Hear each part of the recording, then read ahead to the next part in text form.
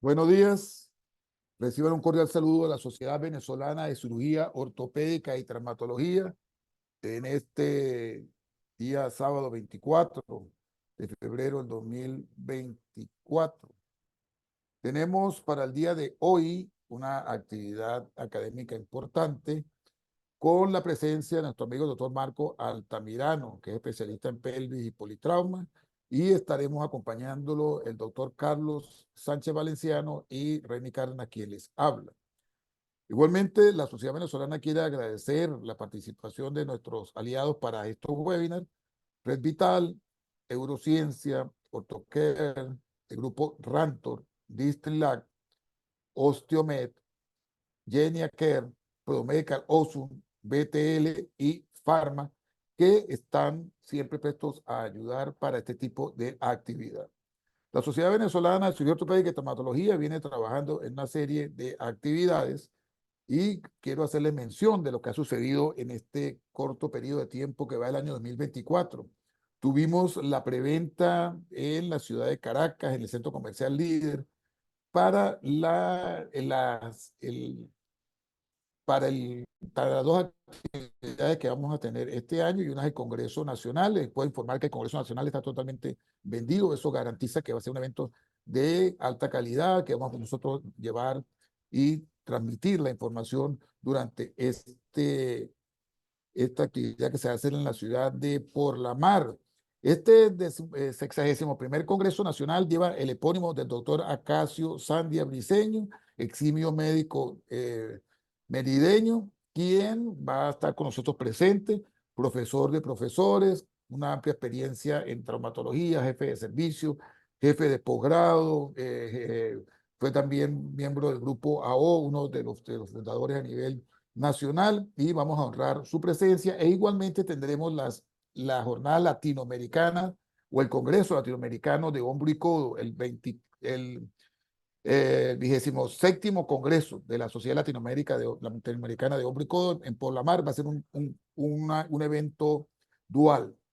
Estuvimos presentes este año en el meeting de la Academia Americana, fortaleciendo lazos con el resto de las sociedades a nivel tanto del norte como Latinoamérica y el resto del mundo. Aquí tenemos algunas fotos con el amigo de México, Díaz Félix, con un amigo de Chile, el doctor Javier Filippi, y un grupo connotado de médicos por Colombia, el doctor Rodrigo, por República Dominicana. Estuvimos hablando con el doctor Héctor López, hicimos unos convenios, estuvimos en charla y en convenio con todos los amigos de Latinoamérica para el venidero Congreso Nacional. Y esta es la foto de los presidentes que asistieron al meeting de la Academia 2024. Durante esta actividad tuvimos una invitación de parte del grupo del IOTA, del International Orthopedic Trauma Association, que está liderada por el doctor Teodoro McLean. Fuimos presentados por nuestro amigo de Colombia, José Eduardo Quintero, quien nos abrió el espacio para ser miembro invitado y poder optar a ser miembro de la IOTA. Estamos encaminados en esa actividad, formalmente nos estamos conduciendo para ser miembro de la misma y con todas las ventajas que conlleva ser miembro de la IOTA y de actuar. Este año cumplimos 75 años de la Sociedad Venezolana de Cirugía Ortopédica y Traumatología. Esa es la foto de nuestro primer presidente, el doctor Andrés Solís, y vamos a celebrarlo con dos actividades importantes. Una, un torneo de golf que se están celebrando en el Caracas Country Club el 10 de junio del 2024, el cual lleva el nombre por los momentos de torneo Copa 75 aniversario de las COP, y el mismo mes de julio, que es el 23, que es nuestra fecha de nacimiento, tenemos el primer simposio de fútbol y medicina deportiva. Para eso tenemos ya contactados 7 médicos de equipos del extranjero, médicos de medicina deportiva y fútbol, y van a estar presentes aquí. Aspiramos ampliar este número de médicos. Estamos iniciando este trabajo y esperamos contar con la participación de todos ustedes. Y hoy nuestro evento principal que está de la mano del doctor Marco Altamirano, y dejo con ustedes al doctor Carlos Sánchez, quien es miembro de la Junta Directiva de la Sociedad Venezolana de Cirugía Ortopédica de Traumatología y es el coordinador del Comité de Fracturas, para que presente a nuestro invitado, el doctor Marco Altamirano. Doctor Altamirano, de mi parte, un abrazo, un saludo y muchas gracias por su participación el día de hoy. Doctor Sánchez. Muchísimas gracias, Reni. Eh, la verdad que estoy agradecidísimo de poder formar parte de esta actividad académica y siempre lo hablamos, esto no tendría sentido si lo- los participantes no se conectaran, si el resto de los colegas traumatólogos, cirujanos ortopedistas, residentes estuvieran interesados en esto. Y fíjense, ya tenemos casi 50 personas conectadas. Entonces, agradecerles siempre su presencia porque es para ustedes que se hace todo esto y definitivamente el fin último es mantener la academia de la manera adecuada. Eh, Quisiera presentarles hoy, además con un enorme placer, puedo llamarlo mi queridísimo amigo Marco Altamirano. Marco Altamirano es cirujano ortopedista de Guadalajara, es especialista en cirugía de cadera, pelvis y politrauma y actualmente funge como delegado de investigación de AO Trauma. Es un excelente cirujano ortopedista, pero puedo decir con fe que además es una mejor persona. Entonces, eso dice muchísimo de lo que es Marco y lo que significa para nosotros su amistad.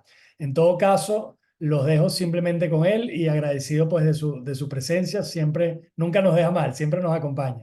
Marco, todo tuyo el micrófono. Muchas gracias, gracias Carlos, gracias Reni por la invitación y la oportunidad de poder participar en este foro con ustedes. Voy a compartir mi pantalla para no... Mm, Aquí está. Muy bien.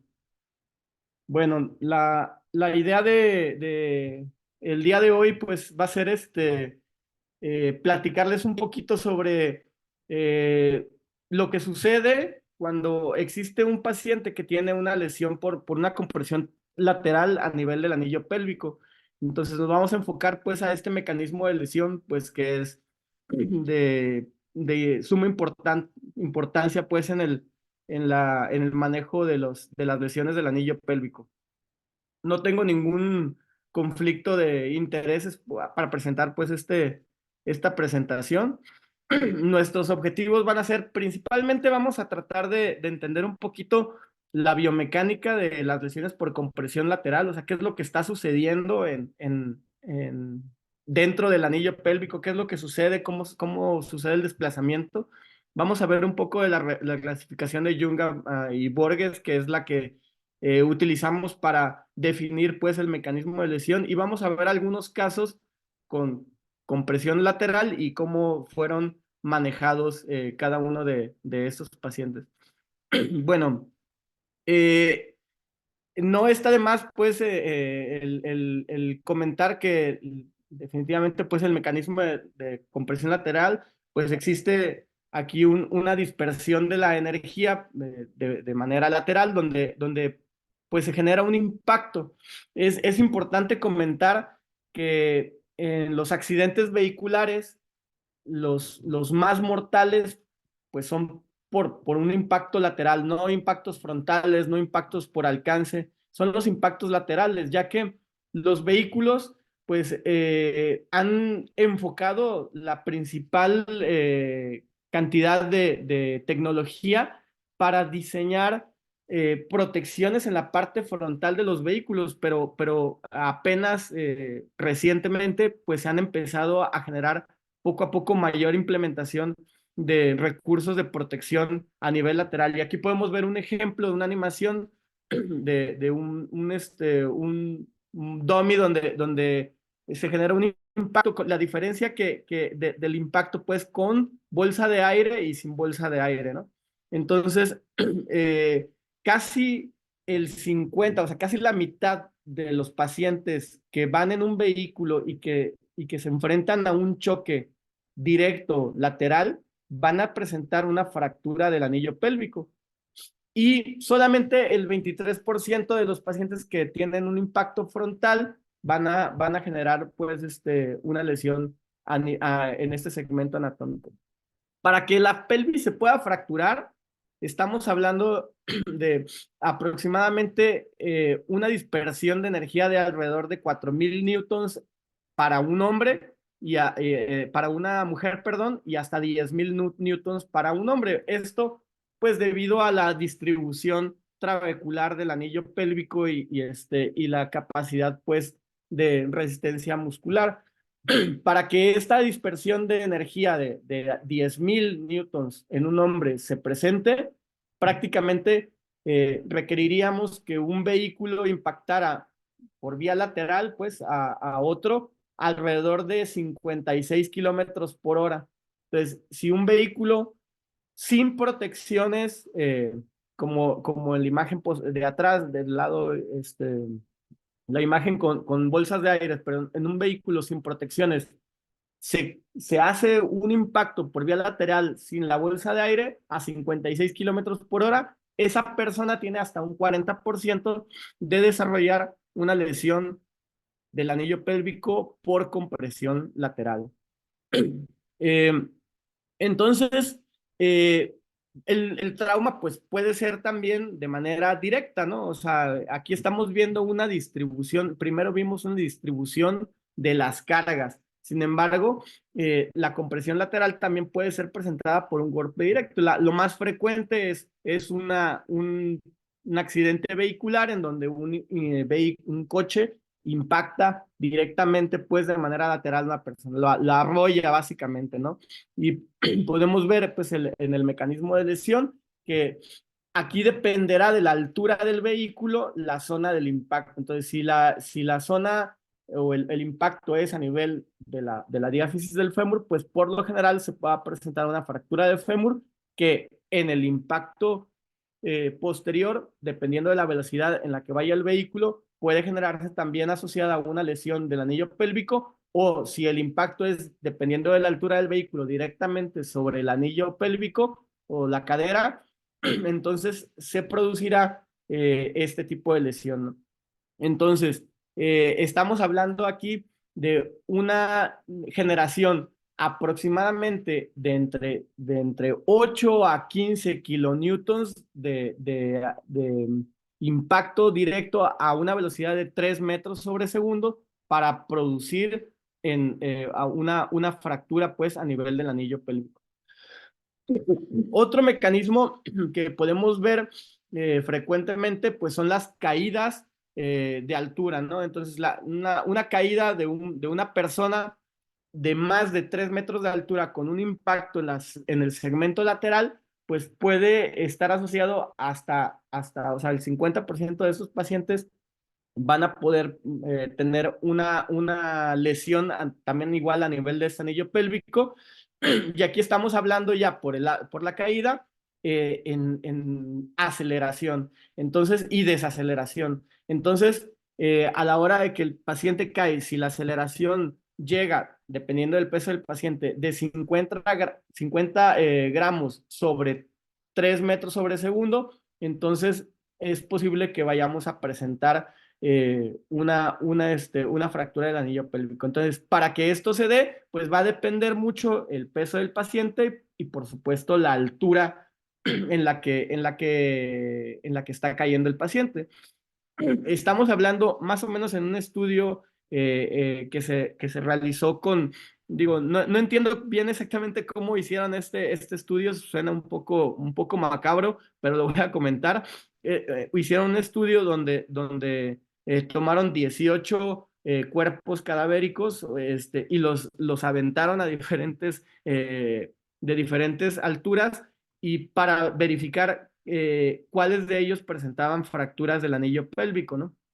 Y los pacientes que los arrojaban pues entre medio metro y hasta 3 metros de altura, pues la verdad es que el porcentaje de fracturas era muy poco. Los pacientes empezaban a fracturar a partir de los 3 metros en adelante de altura, ¿no? Y sin embargo, no es imposible. Insisto, esto va a depender también de la calidad del hueso y definitivamente del peso del paciente, que va a generar pues mayor distribución de carga o desaceleración a la hora del impacto, ¿no? Entonces, el mecanismo de compresión lateral pues lo podemos entender relativamente sencillo, pues el impacto es lateral, pero ¿qué es lo que sucede en sí? O sea, porque el impacto no necesariamente tiene que ser perfectamente lateral, ¿no? Entonces, esta línea o este eje o este vector de energía puede venir a través del trocánter mayor o puede venir a través del anillo pélvico. Y esto va a determinar, pues básicamente en el patrón de la lesión y también el grado de distribución de energía va a estar directamente involucrado en el grado de lesión que va a estar presente en el paciente, ¿no? Entonces, esa es la clasificación de Young y Burgess, donde divide las lesiones de compresión lateral en tipo 1, 2 y 3, y esta lesión va a ir determinada pues por el grado de liberación de energía que se está presentando durante el mecanismo de lesión, ¿no? En las lesiones tipo 1, por lo general, pues son fracturas que involucran a las ramas al cuerpo del sacro. Casi siempre son las lesiones tipo buccal, que son lesiones incompletas de una o de las dos alas del alerón sacro. En las lesiones por compresión tipo 2, muchas veces vemos lesiones que van a través del alerón del ilíaco y que se comportan muchas veces como fracturas también tipo crescent, casi siempre también asociados por fracturas de las dos ramas del pubis, ¿no? Y en las lesiones tipo 3, pues el impacto que va continuando va generando pues una lesión de un lado de los ligamentos pues que unen al ilíaco con el sacro y lesión del lado contrario de las ramas o del sacro, ¿no? Entonces, no hay esta clasificación, o sea, el mecanismo de lesión, no hay manera de correlacionarlo directamente con la clasificación de Tile y el grado de inestabilidad. Es decir, no necesariamente podemos definir cuál es el vector que se presentó directamente en el paciente para que se desarrolle pues cierto patrón de fractura según la clasificación de Tile. Y no hay ninguna relación entre cómo fue el impacto o por dónde llegó para definir si el paciente va a estar con cierto grado de estabilidad hemodinámica o inestabilidad pues hemodinámica. Es decir, el paciente puede tener un impacto de mucha liberación de energía y estar con una lesión relativamente compleja y estar estable hemodinámicamente o viceversa. Puede ser una lesión relativamente sencilla radiográficamente hablando, pero el paciente puede presentar un grado de inestabilidad hemodinámica y el tratamiento o el enfoque del tratamiento será para este tipo de lesiones, ¿no? En referente a esto, pues tampoco existe la relación directa si es A, B o C con el grado de lesión. Bueno, ¿qué es lo que vemos directamente en estos pacientes? Estos pacientes, por lo general, siempre o muy frecuentemente van a presentar una fractura de rama con minuta. ¿Por qué? Precisamente el cómo se presenta el mecanismo de lesión. En el dibujo, muy frecuentemente, pues vemos marcada, pues que sí está fracturada la rama, sin embargo, ¿cómo se llama? En la práctica real y en los estudios que existen actualmente, podemos ver que es muy frecuente que por cómo se desarrolla la lesión, la rama implosiona y genera conminución de los fragmentos. Y más, mientras más cerca está de la zona parasinficiaria, solemos ver mayor grado de conminución. Hasta un 90% también de estos pacientes prácticamente van a presentar una fractura de sacro asociada y es donde lo comentamos. Aquí podemos ver la clásica fractura descrita en Buccal, que es una fractura incompleta del alerón sacro, ¿no? Casi un 19% de los pacientes que presentan una fractura con un mecanismo de compresión lateral van a tener asociada también una fractura acetabular, es decir, esta lesión del anillo pélvico se va a convertir en una fractura asociada de pelvis y acetábulo. ¿Por qué? Pues por el mecanismo de lesión, donde hay un impacto, pues, o puede haber un impacto directamente en la cara lateral del trocánter mayor, que a su vez transmite la energía a nivel del acetábulo, ¿no? Y también podría estar asociada, pues, fracturas a nivel de la tuberosidad o el trocánter mayor o de la cadera o de la diáfisis del fémur también, ¿no? Entonces, en las lesiones por compresión tipo 1, vamos a ver, pues, principalmente que la transmisión de las fuerzas deformantes van a ser en la zona posterior y entonces es el sacro quien absorbe la mayor parte de la fuerza y por lo tanto vamos a ver menor grado de desplazamiento porque la zona posterior pues es la más rígida. Sin embargo, si la transmisión se produce de manera anterointerna, es decir, en la zona medial del ala del ilíaco, es donde por lo general vamos a ver fracturas del anillo, fracturas de tipo crescent que involucran pues al alerón del ilíaco. Y cuando se presenta una rotación en las lesiones tipo 3, vamos a ver rotación interna del hemipelvis con rotación externa de la hemipelvis también contralateral. Entonces, definimos que no importa el grado del mecanismo de lesión que veamos, la primera parte de esto será estabilizar a los pacientes en base al algoritmo que tengamos nosotros en nuestro hospital, que deberá de ser adaptado a los recursos que tengamos nosotros también en nuestra unidad, ¿no? En este artículo que tuvimos oportunidad de presentar en la revista Injury, describimos más o menos cuáles son los recursos a los que los latinoamericanos nos encontramos y estamos tratando de hacer en una segunda parte un algoritmo más enfocado a precisamente los recursos que vemos en nuestro medio para poder manejar a estos pacientes de la manera más adecuada.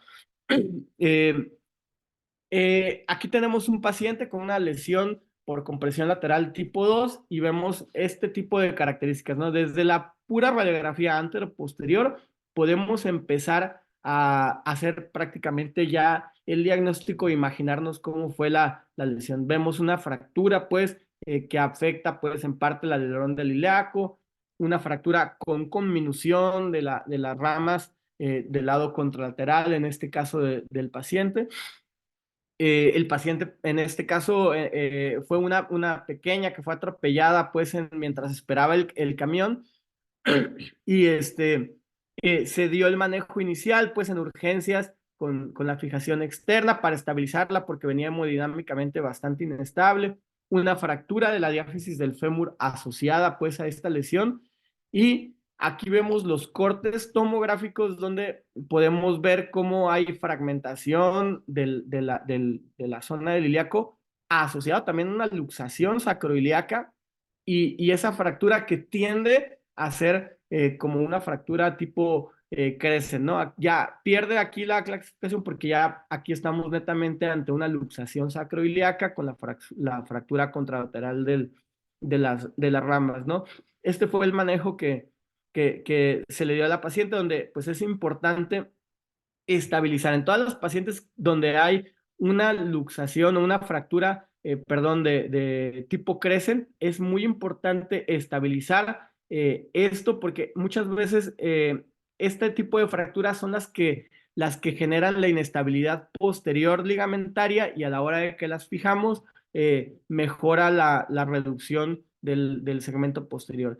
En este caso, debido a la conminución que tenía la paciente, pues costó algo de trabajo, incluso cerrar perfectamente bien la articulación sacroiliaca, pero bueno, tuvimos que poner también un tornillo sacroiliaco para poder lograr cerrar parcialmente la articulación en la zona posterior.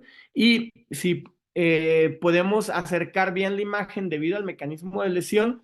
Podemos ver en la radiografía que también la paciente tenía dolor pues en la zona por la fractura del fémur, pero también estaba asociada una fractura transtroncantérica ahí en la cadera del lado fracturada, una fractura compleja pues de fémur que decidimos fijar con un clavo de fémur y tornillos que iban hacia el cuello femoral para proteger esta fractura que si bien era incompleta, pues de todas maneras podía terminar de desplazarse o generar pues alguna complicación más adelante. Y es la evolución de la paciente.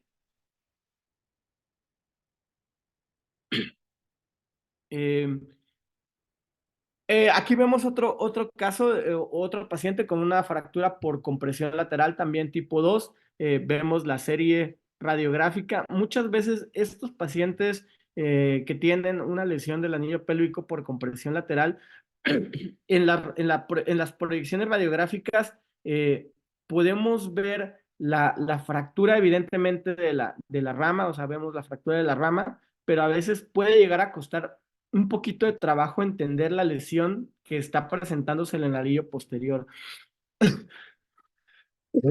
Perdón, aquí en la proyección, en la proyección en la pantalla que vemos aislada, donde vemos una radiografía en proyección eh, alar, podemos ver parte del trazo de fractura que afecta el alerón del ilíaco, ¿no? Pero muchas veces puede dificultarse un poquito entender las radiografías y es por eso que necesitamos analizar con mayor detalle los estudios tomográficos.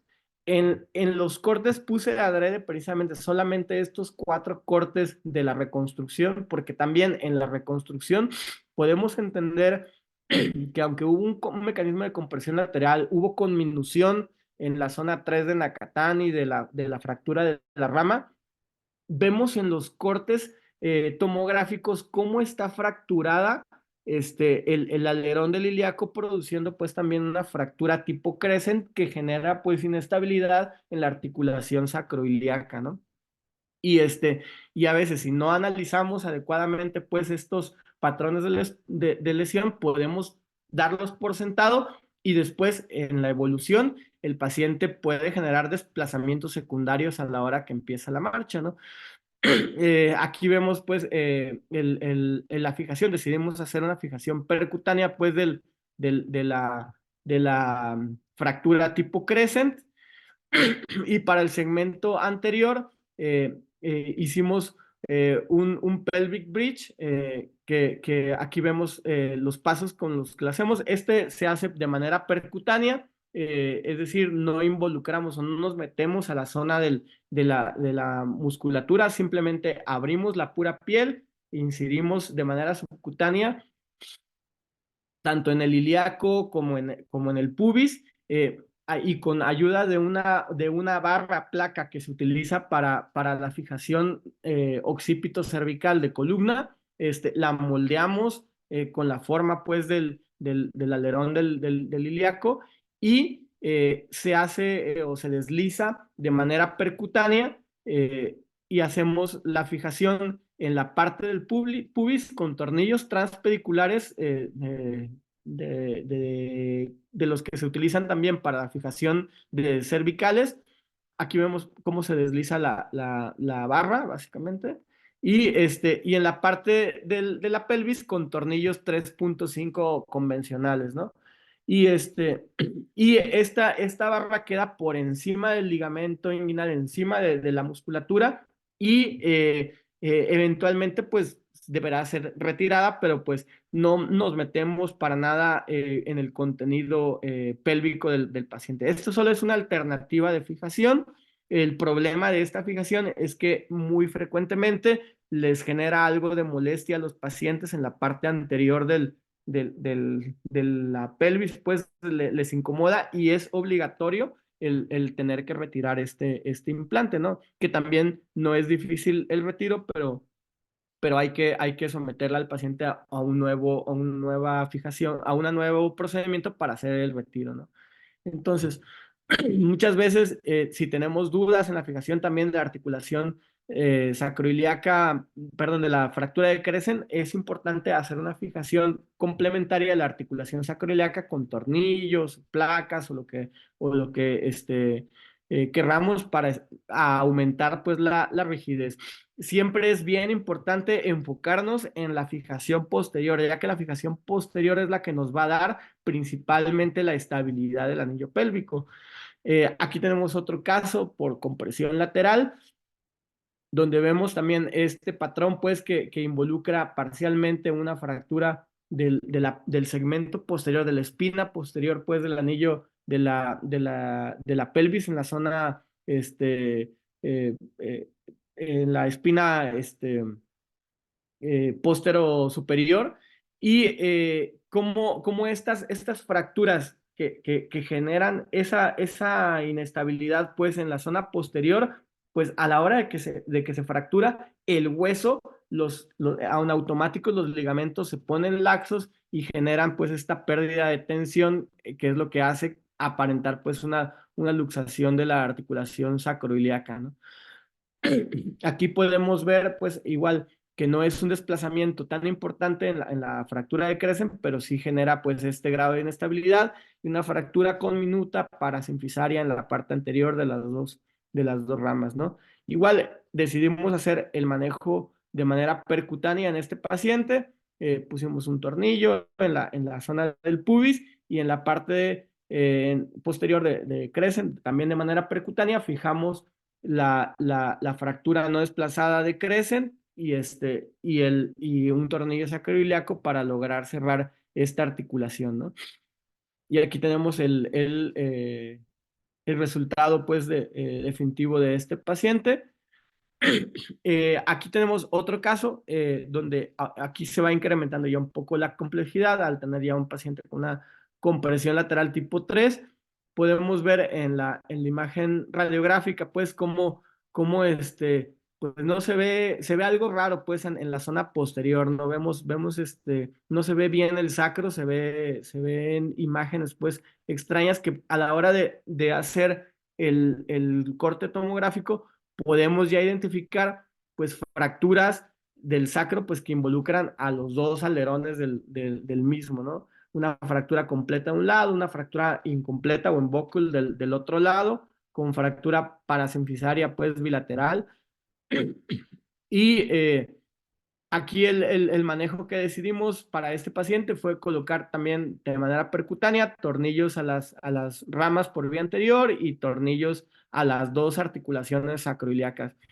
Muchas veces estos pacientes, aunque no tienen un desplazamiento tan importante, a la hora de que llegan con cierto grado de inestabilidad, la fijación inmediata pues les genera pues parados en el sangrado y también muchas veces algo que es bastante útil es la estabilización para el control del dolor que nos permite una movilización más temprana de los pacientes, ¿no? Aquí tenemos otro caso de otro paciente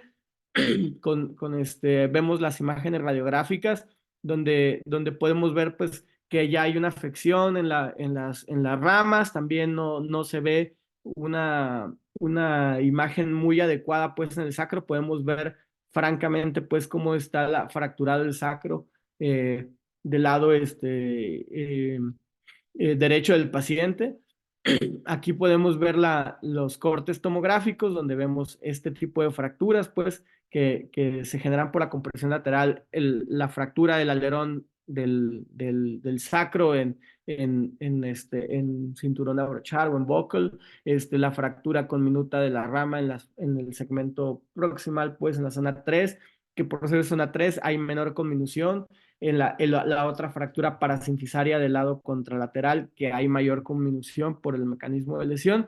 Y así fue como decidimos resolver este paciente. En la fractura de rama, pues la fijamos con un tornillo 3.5, hicimos las fijaciones pues de las fracturas, la que no estaba desplazada del ilíaco, igual con tornillo 3.5 solamente para aumentar la rigidez, un tornillo sacroiliaco para la fractura completa del sacro, y un tornillo en la rama que estaba una placa en la rama que estaba multifragmentada.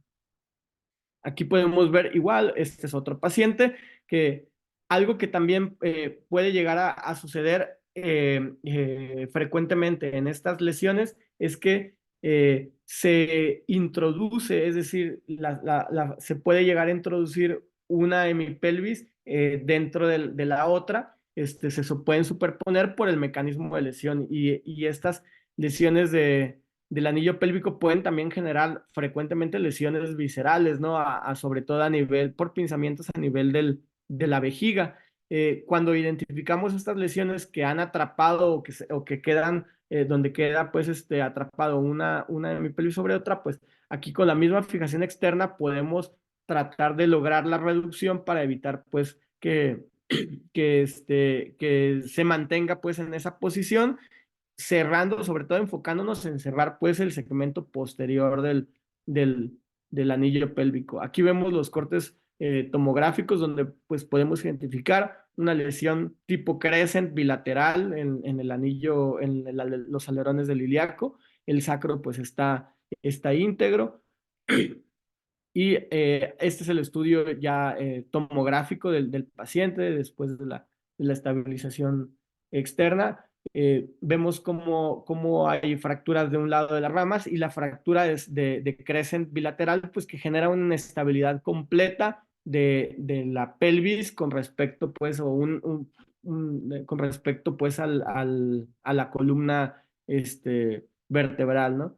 Y aquí lo que decidimos pues fue hacer una fijación de las fracturas de Crescent, la fractura que prácticamente no tenía tanto desplazamiento o que era un trazo simple, la fijamos con un tornillo 6.5 y agregamos un tornillo sacroiliaco para incrementar la rigidez de la fijación de la articulación sacroiliaca. Y del lado contrario, pues tratamos de armar la fractura de Crescent que estaba multifragmentada y también colocamos otro tornillo sacroiliaco para incrementar pues la rigidez en este segmento contralateral y una placa que nos permitió fijar la fractura parasinfisaria del paciente, ¿no? Aquí podemos ir viendo que existen diferentes alternativas de fijación. A veces podemos utilizar placas o tornillos y esto va a depender pues del recurso que tengamos y de la habilidad que tengamos al momento de la fijación del paciente, ¿no? Otro caso, otro pacientito con una lesión por compresión tipo 3, igual vemos una fractura a nivel del sacro, con tipo Crescent, la conminución de la fractura de las ramas. Y en este caso decidimos colocar una placa, nosotros llamamos aquí placa grapa o una banda de tensión, también conocida como banda de tensión, para hacer la fijación por vía posterior. Sobre todo decidimos hacer esta fijación por la forma del sacro, que no nos quisimos meter en problemas para no generar lesiones. Entonces por el dismorfismo sacro que tenía el paciente, entonces muy delgadito, una paciente con un sacro muy pequeño y dismórfico, entonces decidimos mejor colocar esta placa en banda de tensión por vía posterior y un tornillo a la rama para la fijación, y este es el resultado de la posoperatorio de la paciente ya con las semanas de evolución, ¿no? Es otra paciente, una paciente que cae mal de un paracaídas ya en el último tramo, los últimos 7, 8 metros o 10 metros, creo que se les enredó el paracaídas y tuvieron ya casi una caída libre después del último segmento afortunadamente el último segmento de la caída en paracaídas, generando pues esta lesión en el anillo pélvico, también asociada a una fractura de la espina posterior de la rodilla, ¿no? Aquí vemos que también la paciente, aparte de la fractura de la pelvis, pues también como fue un impacto pues, por compresión lateral, por la caída lateral, también se generó una fractura en T del acetábulo, aparte de la lesión del anillo pélvico, ¿no? Y en estos casos, bueno, siempre que tenemos este tipo de lesiones, dependiendo de de cómo está el desplazamiento. Por lo general, siempre fijamos la articulación sacroiliaca primero para tener un segmento posterior, después nos enfocamos en la fractura del acetábulo y en el resto del anillo pélvico, ¿no? En este caso, como no había un desplazamiento tan importante, decimos primero enfocarnos en la fractura en T.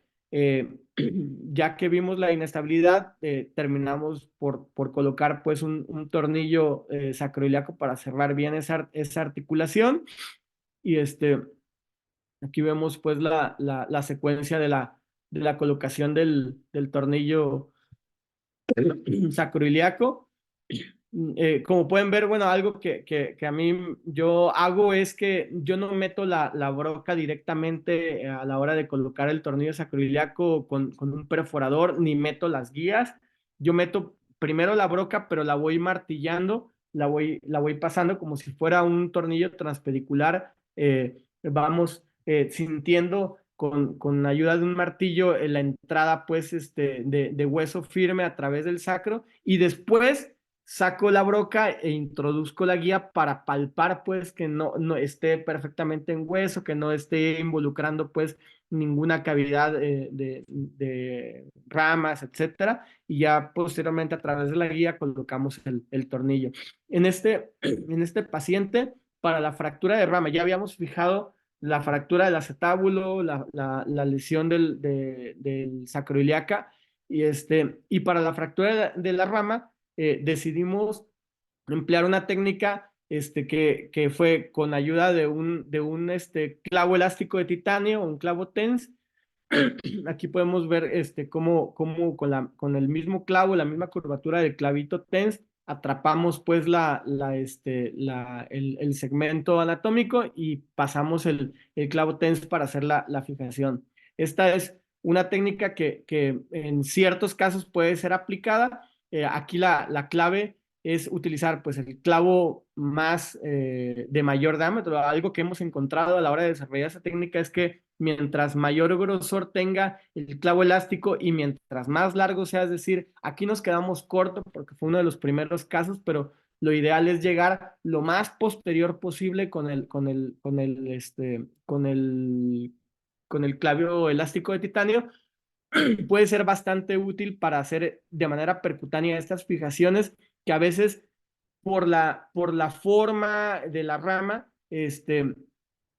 a la hora de que colocamos el clavo elástico, nos va permitiendo darle la forma al acetábulo, tomar la forma del acetábulo de la columna anterior sin llegar a penetrar pues la articulación sacroiliaca con mayor seguridad, ¿no? Y también complementamos con una fijación de la espina de la espina tibial posterior con una placa de reconstrucción de esta paciente, ¿no? Esta técnica de colocación de clavos TEN también ya la publicamos, la pueden checar en artículo que tenemos ya publicado, donde digo, lo ideal pues es utilizar clavos TEN de mayor grosor y el mayor largo que tengan a la mano. Obviamente habrá sus indicaciones, pacientes donde tenemos que completar una fijación pues que ya no necesita tanta rigidez, pacientes con compresión lateral tipo 2 o tipo 1, donde el control del dolor pues es el principal objetivo. Puede ser una alternativa de manejo también, ¿no? Y esa es la evolución también de la paciente. Ya es a más de un año de la lesión del anillo pélvico. En resumen, pues las lesiones por compresión lateral, pues básicamente se asocian también muy frecuentemente a lesiones que pueden poner en peligro la vida del paciente, lesiones pulmonares, fracturas de fémur, fracturas de vísceras, por el mecanismo de liberación de alta energía. Y el objetivo, pues, de estas lesiones, pues, en las lesiones tipo 1, básicamente es el manejo del dolor. Las lesiones tipo 2 o tipo 3, pues sí necesitan una relación estable para lograr un resultado funcional ya satisfactorio, ¿no? Pues muchas gracias por la atención y pues estamos abiertos a preguntas con mucho gusto. Excelente conferencia, Excelente presentación, Marco. Además, un problema cada vez más frecuente, ¿no? Por las lesiones vehiculares de alta energía y también por la gran cantidad de caídas de altura que se ven, yo creo que inclusive ahora fomentado más por las redes sociales, ¿no? Sí, sí, sí. Los famosos, eh, ¿cómo se llama? Retos que van haciendo y la práctica de ejercicios de alto riesgo, parkour y todo esto, ¿no? Exactamente. Fíjate algo, hay una pregunta en el chat acerca de tu experiencia en relación a este tipo de lesiones en pacientes embarazadas. Ah, ok. Muy interesante. Bueno, definitivamente, bueno, sí, afortunadamente no hemos tenido tantos casos de pacientes embarazadas. Eh, yo me puedo recordar en este momento al menos como 3 o 4 pacientes que hemos tenido embarazadas. Una paciente que tuvimos, ella la primer paciente, una de las primeras pacientes la atendimos de manera tardía, es decir, ella la vieron en un centro con una lesión por motocicleta, se lesionó el anillo pélvico y encontraron que estaba con pero ella tenía una lesión tipo B, le identificaron el embarazo, tenía creo que alrededor de 4 meses de embarazo y el médico que la atendió en la institución donde la atendieron decidió dejarla así hasta que terminara el embarazo, ¿no? Entonces, no le hicieron absolutamente ningún manejo y a mí me tocó verla de manera tardía, la paciente encamada todo este tiempo, tuvo a su bebé, pasaron casi otros 6 meses hasta que yo la llegué a ver, ya con una lesión inveterada pues abierta del anillo pélvico inestable, la paciente no podía ni siquiera caminar. Afortunadamente, y digo afortunadamente inestable porque esto nos permitió pues poder hacer la fijación definitiva de la paciente con relativamente un poco menos de dificultad, ¿no? Sin embargo, los pacientes que hemos tenido que embarazadas, que hemos identificado que están embarazadas y tienen la lesión del anillo pélvico, hay que entender aquí que la prioridad en ese momento de la lesión es la mamá. O sea, finalmente la persona pues que está viva y que tenemos que rescatar primero es a la mamá, pues sobre todo en las etapas tempranas del embarazo, ¿no? Si el bebé se llegara a perder en este proceso, pues desgraciadamente pues podría ser pues digo, es una situación bastante complicada, pero primero, de todas maneras, si no nos enfocamos en rescatar la vida de la mamá, pues también aquí lo que va a suceder es que vamos a tener 2 pérdidas, ¿no? Entonces, el tratamiento deberá ser relativamente similar al de un paciente con una lesión del anillo pélvico que no está embarazada, eh, pero tenemos que agregarle ciertos cuidados. Es decir, si tenemos la capacidad de que con los puros estudios radiográficos podemos identificar las lesiones, no hacer más, pues o sea, no hay necesidad de hacer estudios tomográficos y enfocarnos a hacer una fijación estable, ¿no? Eh, Aquí las fijaciones, pues procuramos que sean con bloqueo en los pacientes para tratar de no afectar tampoco tanto al producto, pues con tantos medicamentos, etcétera. Sin embargo, si estamos ya en una etapa ya de término del embarazo y la paciente, digo, lo que nosotros hemos hecho, si la paciente ya está prácticamente en término del embarazo y la lesión es muy compleja, pues a veces sí hemos hecho un estudio tomográfico con cortes más amplios para entender un poquito la lesión y y bueno, pues, o sea, priorizándonos básicamente en la vida de la mamá, ¿no? Y el que la mamá pueda recuperarse lo mejor posible para que si tiene a su bebé, pues lo pueda tener en las mejores condiciones, ¿no? Y afortunadamente no hemos tenido ahorita pérdidas en estos casos, pérdidas de los productos que hayamos sabido, o sea, si ha habido alguna pérdida de algún producto, no, es probablemente que no hayamos sabido que estaba embarazada la paciente y a lo mejor dimos el manejo, etcétera, ¿no? Pero las pacientes donde ya identificamos el embarazo, que por lo general es después del primer trimestre del embarazo, afortunadamente estos casos se han logrado resolver preservando al bebé de la paciente, ¿no? Sí, definitivamente son casos muy complejos que hay que evaluarlos cada uno de forma individual, entendiendo en qué trimestre se tratan, cuáles son las posibilidades de sobrevida de uno o del otro, pero coincido contigo en que el manejo eh, eh, tiene que estar dictado para garantizar la vida de la madre, acordarnos de que estos son lesiones que comprometen la vida y definitivamente tenemos que salvar a la madre para poder, sin la mamá no hay más nada, pues Sí, entonces, exacto. para poder garantizar que el feto puede llegar a término. Hay otra pregunta en el chat, te preguntan las lesiones tipo 1, si realizas una prueba de estrés bajo anestesia en el quirófano para decidir si la vas a operar definitivamente, o sea, si te vas por la parte quirúrgica o si la puedes manejar ortopédicamente. Y digo, sinceramente yo no hago ya estas pruebas de estrés quirúrgico para la toma de decisiones en el quirófano, en el paciente que acaba de entrar. ¿Por qué?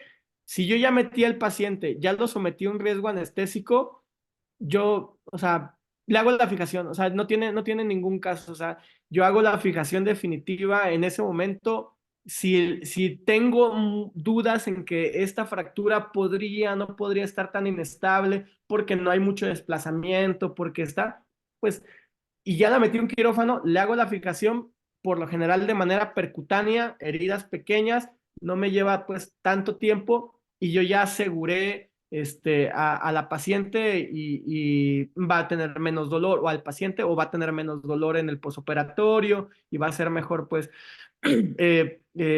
si tenemos la duda, lo fijamos. Si yo no tengo dudas de que el paciente o la fractura del paciente es estable y las condiciones del paciente no son las mejores para hacer una fijación definitiva, pues no lo fijamos, ¿no? O sea, no le hacemos la fijación y lo manejamos de manera no quirúrgica. Pero si tengo una duda, no me quedo con esa duda, pues, de vamos a hacer pruebas y eso, mejor le hago la fijación y ya. Sí, Sí, obvio. los tratas de dos maneras distintas. El estable ni siquiera llega a hacerse la prueba al quirófano Exacto. porque no va por allí. Mencionaste mucho y presentaste casos, o sea, presentaste casos sencillos y presentaste casos que son estropicios reales, con alta energía, con minución. ¿Qué, ¿Cuál es tu línea de pensamiento entre el percutáneo? Porque la gran mayoría los haces percutáneos, entiendo que la curva de aprendizaje va para allá, pero ¿qué le dice a Marco Altamirano? A este voy a tener que abrirlo, o prefiero abrir en este momento, o convierto esta cirugía de percutáneo abierta. Sí, o sea, yo creo que la clave para hacer cirugía percutánea, y esto aplica para cualquier área o segmento anatómico, es la reducción. Entonces, si tú tienes o sea, el implante nunca va a ser la reducción de la lesión. Entonces, si tú tienes una buena reducción antes de la fijación o logras hacer la reducción con manipulación indirecta antes de hacer la fijación, el paciente se puede fijar de manera percutánea, ¿no? Sin embargo, si tú estás batallando para reducir al paciente de manera indirecta, o a veces, por ejemplo, con este tipo de dispositivos como el clavo TENS, que te ayuda a veces a atrapar un segmento con el otro, no lo puedes hacer, pues lo abrimos, hacemos la reducción y entonces ya colocamos a veces el implante con la técnica percutánea, pero hacemos entonces, para la clave es tener la reducción. Entonces, teniendo la reducción, puedes hacer lo que quieras de manera percutánea, ¿no? Cuando no, con minuciones, grandes desplazamientos, dificultad para acceder a un segmento anatómico, pues es cuando ya decidimos mejor hacerlo de manera abierta, directa, ¿no? Sí, no puedo Marcos, estar más de acuerdo contigo, ya te doy, Reni. Y para que nos lo llevemos todos a la casa, la reducción no es negociable como si se tratara de una fractura de un segmento articular, una meseta o de el propio acetábulo, lo que sea. Tienes que tener una buena reducción bajo bajo la invasión que sea necesaria para lograrlo. Exactamente. Claro. Mire, estimado amigo, yo me perdí como 5 minutos. Hubo una falla técnica aquí en donde yo estoy. Y no sé si han preguntado alguna cosa, pero si me la preguntar, ya la contestaron, me dice.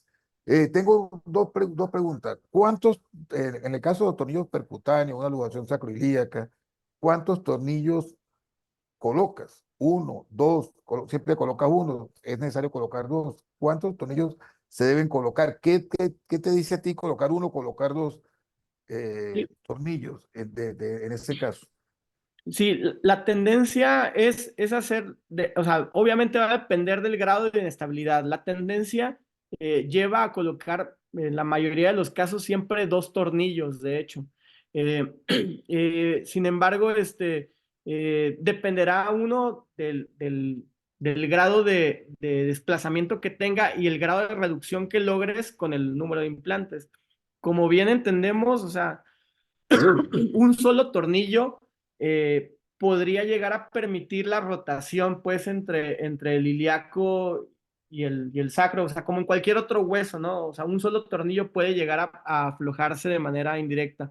A veces abusamos de la colocación de un solo tornillo en las luxaciones sacroiliacas puras, donde hay preservación parcial de los ligamentos, porque el ligamento te da parte de la estabilidad en un segmento y el tornillo lo único que hace es acercar el ilíaco al sacro y por la forma de esta articulación evita la rotación, ¿no? Entonces, por eso es que un tornillo puede llegar a ser efectivo siempre y cuando sean tornillos pues largos, que vayan pues desde una articulación sacroiliaca casi hasta la otra, y que no presenten mayor grado de... Pero si nosotros tenemos conminución del sacro, si tenemos desplazamientos o inestabilidades importantes después en la articulación sacroiliaca, un solo implante no nos va a dar la fijación. Entonces, o habrá que colocar, dependiendo de lo que tengamos a la mano o el problema que nos enfrentemos, tornillos sacroiliaco, tornillos más placas, tornillos más una fijación triangular. O sea, a veces combinamos pues los implantes para lograr la rigidez necesaria, ¿no? En el segmento, ¿no? Una Pero una del chat. pero sí, básicamente Otra, pre- ah, No, perdón. otra sigue, sigue, pregunta, dale. Es que aquí hay otra otra en pregunta el más. chat que te preguntan qué proyecciones utilizas para el tornillo anterógrado supraacetabular en las fracturas de Crescent y en qué posición tiene el paciente. Además te agradecen la conferencia. Ah, ok. Bueno, depende aquí a lo que entiendo, pues tenemos el alerón ilíaco en esta proyección, en esta situación, ¿no? Y la fractura de Crescent, aquí estaría el sacro, ¿no? Y tenemos un segmento que es posterior y un segmento que es anterior del anillo pélvico. Entonces, uno va a ser, lo primero que hay que definir es en qué segmento está la fractura, ¿no? Si la fractura está posterior, nosotros tenemos que estabilizarlo por vía posterior, ¿no? Si el segmento permite la fijación del ilíaco, pues en la vía anterior, lo podemos hacer por vía anterior. Y esto va a depender de dónde está presentándose el trazo de fractura. Entonces, ¿qué es lo que hacemos? Yo lo que hago es tomar una proyección alar y una proyección obturatriz. Está descrita la famosa TP View, ¿ok? La TP View es una proyección obturatriz con cierto grado de oblicuidad, o como anterior, donde vemos pues la fractura perdón, el sacro. Perdón, un momento, voy a traer la, la pelvis para poderlo explicar un poquito mejor. Entonces, tenemos la proyección obturatriz, pero con cierto grado de oblicuidad para verlo supuestamente bien el punto de entrada pues en la espina ilíaca antero inferior que va a la espina ilíaca póstero superior, porque ese es nuestro trayecto, ¿no? De hecho, ese tornillo se le conoce como LC2 o el trayecto, porque es la lesión clásica de las fracturas por compresión lateral tipo 2, ¿no? Entonces, esto sería la TP View. El problema de la TP View, que puede verse muy bonita radiográficamente hablando, y nos muestra perfectamente el punto de entrada, así, si yo pusiera aquí un tornillo de chance, una broca, lo que sea, va derechito, y yo tengo que ver así derechito el punto de entrada de un lado a otro. El problema es que estorba para la colocación del tornillo, o sea, no es tan sencillo porque aquí queda el fluoroscopio y no te deja maniobrar adecuadamente y al final te terminas tapando como yo lo estoy tapando ahorita en la cámara. Entonces, yo lo que hago solamente es ver una proyección alar o sea, identifico la espina ilíaca antero-inferior y en la proyección alar me dirijo a la espina ilíaca póstero-superior, identifico que no me vaya a meter en la escotadura asiática, ni que me vaya pues por arriba de la espina ilíaca, y en la proyección obturatriz simple, básicamente, que no me vaya a ir tanto a posterior como hacia externo o interno de la pelvis, ¿no? Y hago la colocación pues del tornillo. Y dependiendo si la fractura está muy posterior, yo al paciente, o sea, yo no tengo ningún problema por cambiar a mi paciente de lado en la cirugía las veces que sea necesario. Si lo pongo boca abajo y boca abajo hago la incisión para colocar el tornillo. Si el trazo está suficientemente anterior, pues, de la, no sé qué estoy rayando aquí, esta anterior, y me permite hacer la fijación de adelante hacia atrás, lo hago con esta técnica, que es la misma dirección, es la misma proyección y todo, dependiendo nada más el abordaje para el segmento que quiero yo fijar, ¿no? Si lo quiero fijar de adelante hacia atrás porque está muy distal, pues lo fijo boca abajo. Si el segmento me lo permite, lo fijo de adelante hacia atrás, nada más. Espero que haya quedado claro y no los haya revuelto más. No, sí, sí. Obviamente, técnicamente demandante para posicionar, pero está clarísima la idea. Reni, ¿tenías una pregunta más? ¿Qué ventajas tiene ese tutor, esa placa que se coloca subcutánea con respecto a la fijación interna? ¿Qué ventajas puede tener? Porque necesita Ninguna, o sea, otra cirugía. o sea, biomecánicamente, ninguna. Si acaso el tiempo de la fijación, pues y la invasión de los músculos, o sea, aquí no abres se desinserta ningún músculo para la colocación y la placa queda completamente subcutánea. Básicamente es como si fuera un fijador externo colocado internamente. ¿Ok? Claro, es un fijador, pero la pregunta mía es, ¿eso necesita otra cirugía? Sí, totalmente.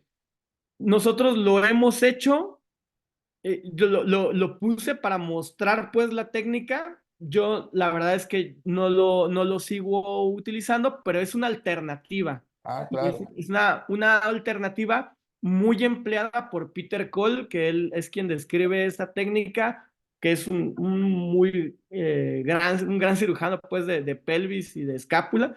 Y él describe esta técnica, él la utiliza mucho. A mí me parece que puede ser una alternativa viable y probablemente pueda haber ciertos casos donde el paciente, por la cantidad de lesiones de tejidos blandos, porque a lo mejor tuvo una cirugía previa abdominal, o cirugías, pues, donde hay resecciones hepáticas o parciales, pues, o esplénicas, reparaciones del vejiga, etcétera, que no te quieres meter ya más profundo, puede ser una alternativa para estabilizar al paciente y no meterte ahora sí que más allá del contenido abdominal, una alternativa, ¿no? Yo- No sé, Carlos. el chat está listo y la verdad que yo creo que estamos en tiempo, pero que además eh, es un tema complejo. Obviamente, la curva de aprendizaje, Marcos, si pudieras darnos alguito de relación a cómo ha cambiado tu práctica cuánto tiempo tienes haciéndolo y si hay algunos detalles que tomes en consideración adicionales o alguna conclusión final para la fijación de este tipo de fractura. Pues en general, bueno, yo empecé a operar pelvis más o menos en el 2011, que es de donde me empecé la práctica, y yo hice 2 años de cirugía de anillo de pelvis en 2 centros diferentes, en un centro 1 año, en otro centro otro año. Yo siento que sí he cambiado mucho, pues, mi manera de abordar a los pacientes poco a poco. Cada vez tratamos de hacer incisiones, pues, como en todo, ¿no? Más pequeñas, percutáneas. Yo creo que la clave aquí, en la curva es no tratar de hacer todo percutáneo siempre. Vale la pena abrir a los pacientes, no pasa nada, o sea, es probablemente muy buena idea, sobre todo en los primeros casos, abrir, entender qué es lo que estamos haciendo, colocarlo, hacer una buena fijación estable, abierta y todo, y poco a poco ir mudando este tipo de fijaciones a fijaciones de tipo percutáneo para que no generemos pues problemas en los pacientes, porque tiene sus riesgos también la cirugía percutánea, ¿no? Entonces, eh, nada, sí, sí, siempre acompáñense de alguien que sea, pueda ser su tutor en este tipo de cirugías, pues son cirugías que no vale la pena aprenderlas solo. Yo creo que aprender solo pelvis es muy riesgoso, pues, este, pero digo, a diferencia de algunos otros procedimientos donde probablemente la implicación no sea tanta, pues son cirugías finalmente que sí requieren una curva larga de aprendizaje. Yo siento que todavía sigo aprendiendo, sigo en esta curva, que poco a poco te vas dando cuenta pues de nuevas situaciones, ¿no? Ustedes tienen un súper, no, un par de super tutores, y maestros de la pelvis allá en Venezuela, que son renombrados pues a nivel internacional, ¿no? La doctora María Ángela, el doctor Adrien Roa, o sea, tienen grandes personalidades allá. Yo creo que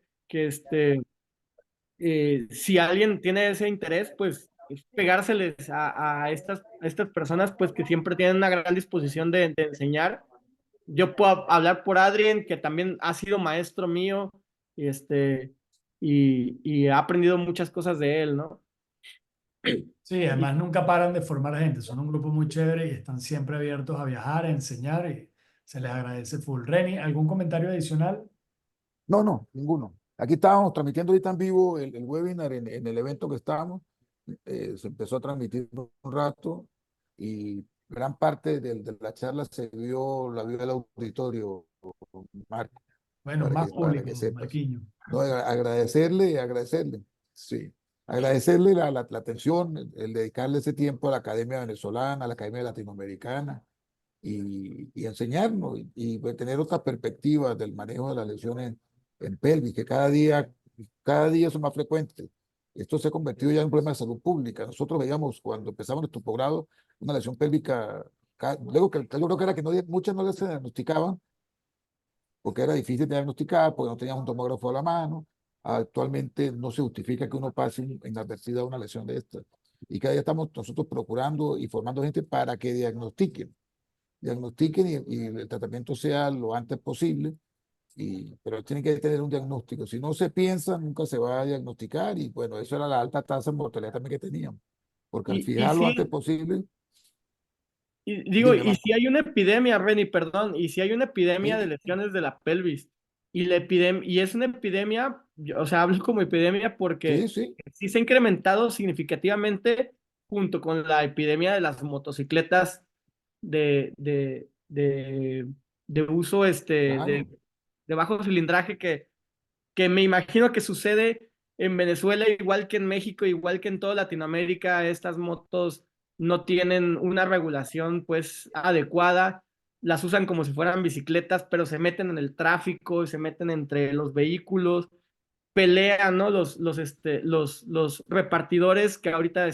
pues es algo que está muy en boga, los servicios de repartidores Uber Eats, Rappi, Didi, etcétera, de todas estas empresas, y ellos trabajan por número. Mientras más rápido lleven un pedido, más rápido van a poder tener otro y acceder pues a su día a día de alimentación diaria, ¿no? Entonces se meten en sentido contrario entre vehículos, hacen lo imposible por hacer la mayor cantidad de pedidos en un solo día, y eso es un gran problema porque no está bien regulado o no les interesa a las autoridades regularlo, ¿no?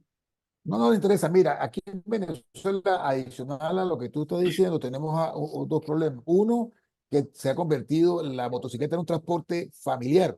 Entonces tú ves 5 personas en una moto. Eso es increíble. Usted ve el papá, la mamá, el nieto, el niñito, el chiquito, uno atrás, uno arriba. Y a ellos les parece muy gracioso, pero cuando tienen un accidente, obviamente, bueno, ahí paga medio mundo. Y el segundo, la ingesta de alcohol, el uso de las motos aquí es algo también problemático y Sí, todos se vuelven acróbatas. Entonces ven televisión, ven TikTok, ven cosas de esas y empiezan a hacer maromas hasta que se estrellan, se fracturan y bueno, ahí pasa todo lo que ya conocemos. Pero lo importante y el mensaje que queremos dejar es que estas son lesiones graves de alta energía que deben ser diagnosticadas a tiempo y en su gran mayoría tratamiento quirúrgico. No vamos a quedar ahora con que empezamos en el hospital a decir que no se van a operar porque yo vi por ahí que no se operaban. Son exacto. fracturas que son inestables y que deben ser manejadas por un equipo multidisciplinario Claro. y con una buena formación, como tú lo dices, en el área pélvica. No sé, Carlos, si quieres dejarle Suscribo un cada mensaje, palabra, de acuerdo con todo. si quieres, Carlito, quiere cerrar y No, Marco. agradecer de nuevo, lo estábamos haciendo por el chat, la participación. Tuvimos un promedio de 70 participantes, más lo que Reni logró conectar por allá en la jornada que está llevando a cabo. Creo que replicar la información científica, además de un alto valor con especialistas de alto nivel, siempre nos va a hacer ser mejores. Y si nosotros logramos que nuestra especialidad sea mejor en nuestro país, estamos ofreciendo calidad de vida a toda Venezuela. Este es nuestro aporte para que Venezuela esté mejor y de nuevo darle gracias a Marco, que con gripe, ronco, con todos, nunca nos dice que no, siempre está dispuesto a ayudarnos y la verdad que un gran abrazo a la distancia. Muchas gracias por la Marcos. invitación, amigos. Mire, bueno, yo quiero agradecerle nuevamente a Marco y agradecerle a toda su presencia. Les recuerdo, mira, Marco, esta actividad SBCOT en línea queda en un canal YouTube que es SBCOT.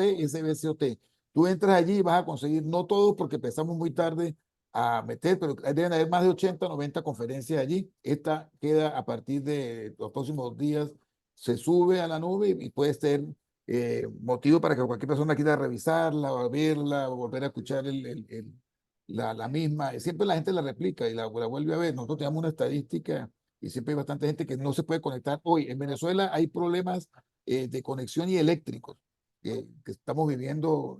Bueno, en el estado donde yo vivo, cortan la luz, no sé, 10 horas al día. Entonces es una cosa que mucha gente no se puede conectar porque no tiene luz. Y bueno, ahí vamos saliendo adelante, pero la idea es esto, dejar el mensaje, dejar la sensación y que sigamos formando mejores y cada día mejores ortopedistas. Muchas gracias, Marco, gracias, Carlos. Saludo a todos y nos veremos en el próximo jueves. Chao, Abrazos. feliz día. Gracias, gracias. Igualmente. Chao, Marco, abrazo enorme, Hasta Pablo. luego. Bye. Carlos, me quedé sin grabación para que lo termine de cuadrar. Dale. Guarda la grabación. Dale, chao.